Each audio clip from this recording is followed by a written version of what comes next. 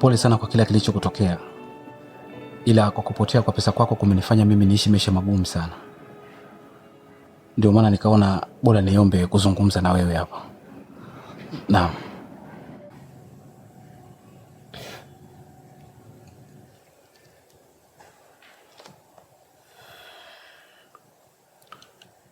Sawa Bwana Shabani, zungumza.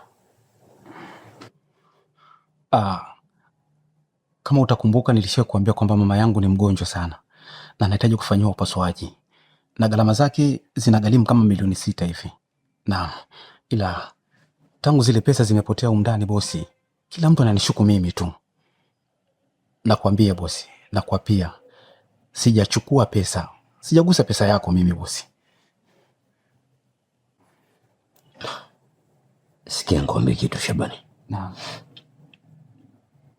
Una haja kujitetea sana. Tumekaa nawe kwa muda mrefu sana humu ndani. Ndio. Tunakujua. Ndio. Alafu haiwezi kuniingia akilini kwamba wewe ukae eti utoke huko getini alafu unyate